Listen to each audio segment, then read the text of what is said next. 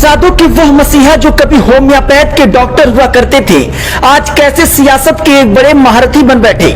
पिछले 10 सालों के राजनीतिक और सियासी करियर में संजय निषाद की जिंदगी में और खासकर निषाद पार्टी में क्या कुछ बदला जानते हैं। शून्य से शिखर पर पहुंची निषाद पार्टी के संघर्ष की कहानी क्या थी।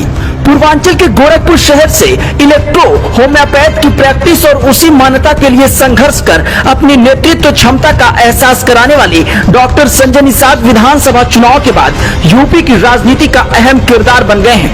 निषादों को अनुसूचित जाति का आरक्षण दिलाने की मांग करने वाले निषाद पार्टी लगभग 10 सालों में ही यूपी की चौथे नंबर की पार्टी बन गई।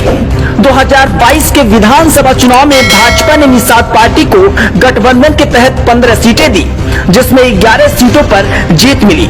हालांकि इन 11 में से 5 सीटों पर निषाद पार्टी के नेता भाजपा के सिंबल पर चुनाव लड़े थे और इनमें डॉक्टर संजय निषाद के छोटे बेटे सरवन निषाद भी थे, जो चौरी चौरा सीट से जीतकर विधानसभा पहुंचे थे।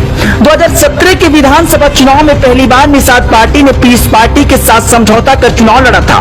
गठबंधन के तहत निषाद पार्टी ने 72 सीटों पर प्रत्याशी उतारे थे, लेकिन जीत सिर्फ ज्ञानपुर की सीट पर विजय मिश्रा के रूप में मिली और इस चुनाव में डॉक्टर संजय निषाद खुद भी गोरखपुर देहात से हार गए थे। उन्हें सिर्फ 34,869 वोट मिले थे। 2017 में योगी आदित्यनाथ को प्रदेश की कमान मिली और सीएम बनने के बाद गोरखपुर लोकसभा सीट से इस्तीफा दे दिया। गोरखपुर सीट पर हुए उपचुनाव में संजय निषाद ने सपा से गठबंधन कर अपने पुत्र प्रवीण निषाद को चुनाव लड़ाया और भाजपा को हराकर बेटे को संसद में पहुंचाया।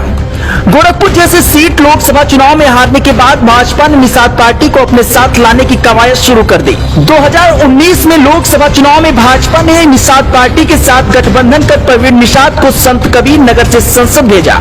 साथ ही भाजपा ने डॉक्टर संजय निषाद को विधान परिषद पहुंचाया।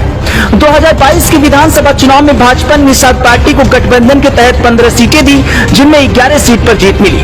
हालांकि इन 11 में से 5 सीट पर निषाद पार्टी के नेता भाजपा के सिंबल पर चुनाव लड़े थे। इनमें डॉक्टर संजय निषाद के छोटे बेटे सरवन निषाद भी थे। 2024 के इस चुनाव में इस बार संत कबीर नगर की सीट संजय निषाद के बेटे प्रवीण निषाद हार गए, लेकिन संजय निषाद इस समय कैबिनेट में मंत्री हैं और उनका एक बेटा चौरी चौरा से विधायक है। उपचुनाव में भी निषाद पार्टी सीटों की मांग कर रही है और सीट शेयरिंग को लेकर उपचुनाव में क्या कुछ गणित बैठता है, ये बेहद दिलचस्प बात होगी। नमस्कार, मैं राकेश साहनी, आप देख रहे हैं technical UP and Bihar YouTube channel.